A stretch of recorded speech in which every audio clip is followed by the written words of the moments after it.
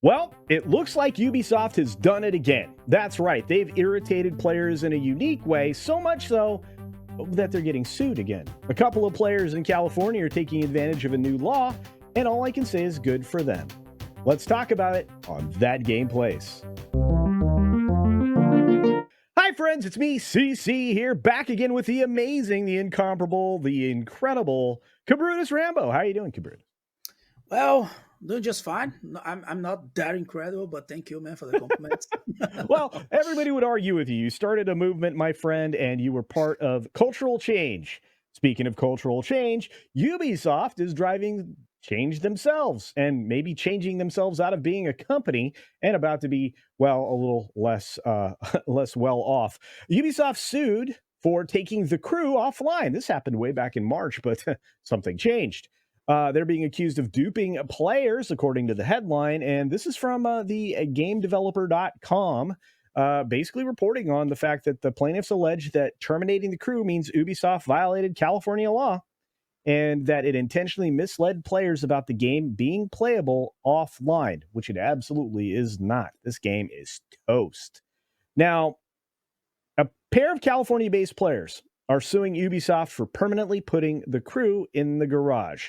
The game was originally created back in 2014 and was shut down this past March due to server infrastructure and licensing restraints. In their filed suit, plaintiffs Matt Cassell and Alan Liu, who bought the game in 2020 and 2018, respectively, claimed that they were two of thousands of players left with a skeleton of what you thought you paid for. Now, Cabrutus, this is kind of be a unique situation because this is only made possible by the state of California having a legal requirement in place so that these guys can sue this company. Do you think we should have more things like this in place to protect gamers? Yeah, absolutely. I mean, taking down a game from a store is one thing. Like, for example, another pretty famous racing game, Forza. The Xbox Series. It's an amazing game, and the Microsoft always take them out of the store from. I don't know, maybe 3 to 4 years, after the game's release. And Microsoft always do it with Forza, probably because of no royalties, naming rights of the cars, that in the game, which Right. sucks. Which sucks. But if you paid for the game, so everybody who paid for the game, everybody who bought it, they get to keep it, and they can keep playing. For example, I have Forza Horizon 3 on my Xbox. Mhm. Microsoft took it down, but I can still go on my Xbox and play it online. So that's one thing.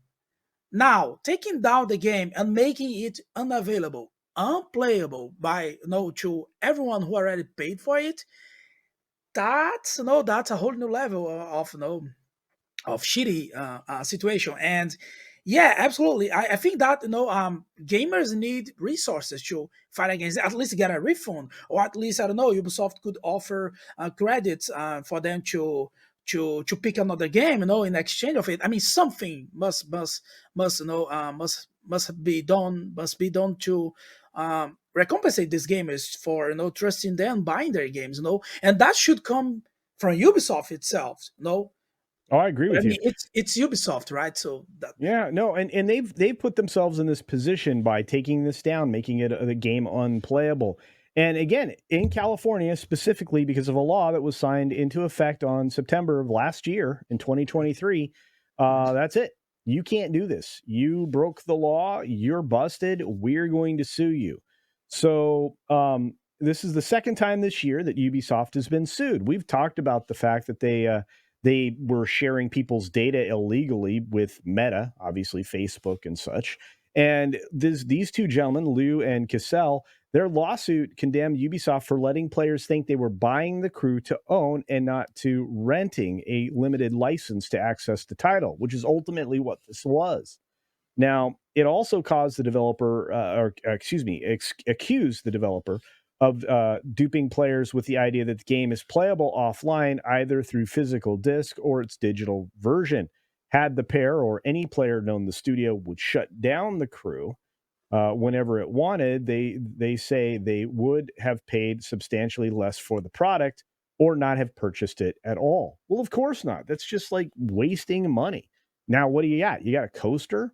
you got you got a useless disc. You've got a landfill material. I mean, that's not the best. So Ubisoft intended customers to rely on their representations and omissions in making their purchasing decisions.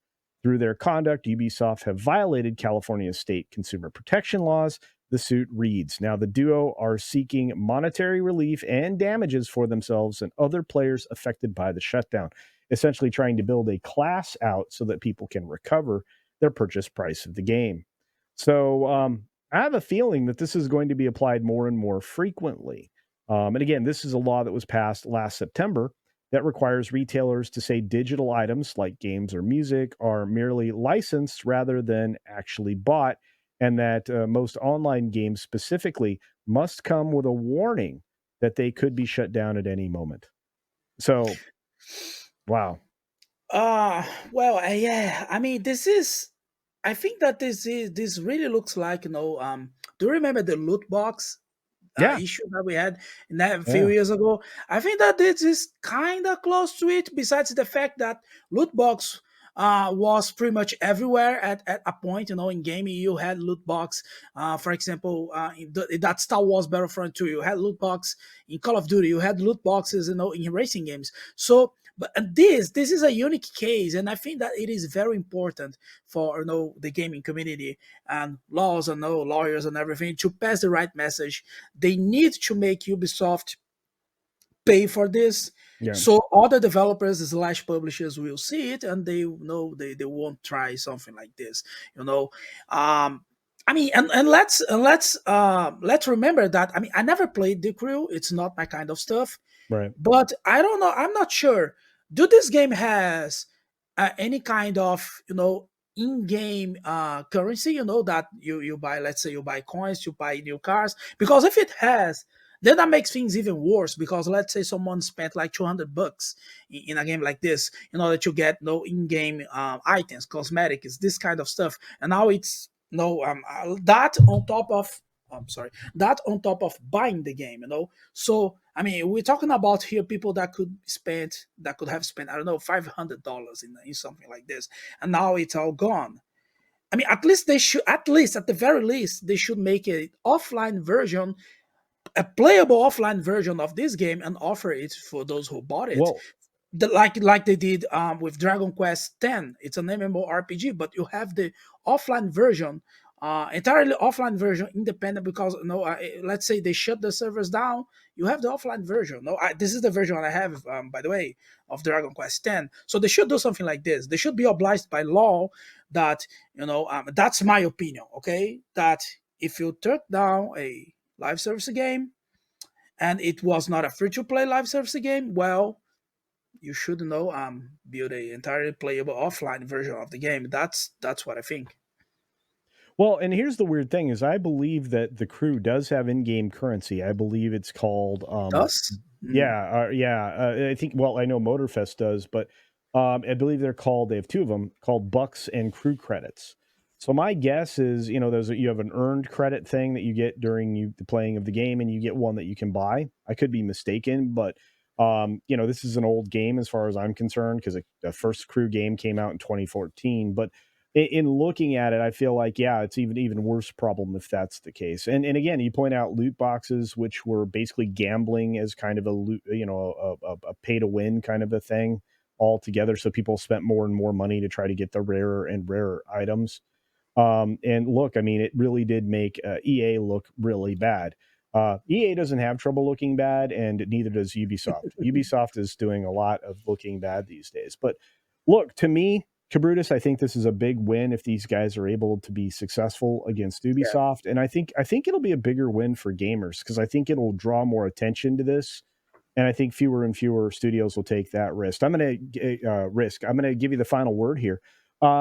So, do you think we should see more and more laws that cover this kind of thing, or protect consumers, or do you think it's just buyer beware? Now that's a good question. Because if we talk about laws, we are talking about the state, the government getting into this, and we know that sometimes when government get into stuff, they make things actually worse.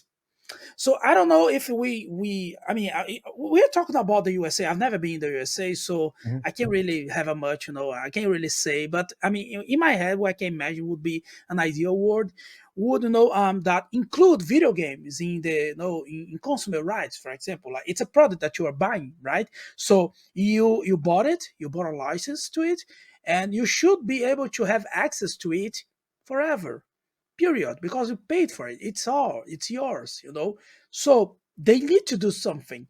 They need Yeah. at least put a version of the game for to be downloaded somewhere for people who, I don't know, do something. Just don't let it be, just don't let it slip that way. Like they will just take the game out, and everybody who spent money on this and whatever, your loss, move on. I mean, I don't think it's fair at all. So yeah, I'm curious to see the outcome of this, and if it's gonna have any kind of big impact in the industry as a whole. I am really interested to see what happens from this. Me too. And look, hopefully you guys are very interested as well. Let us know what you think down in the comments section below. Are you interested in more consumer protection laws like this here in the United States that basically make it so they either have to maintain the servers or have to offer you some form of compensation or a way to play a game you spent money on? Or do you think that you're going to see more and more statements from companies saying that they have the right to turn things off anytime they want, and you're just out of luck? Again, let us know your thoughts in the comments section below. And as we end every video, get your game on.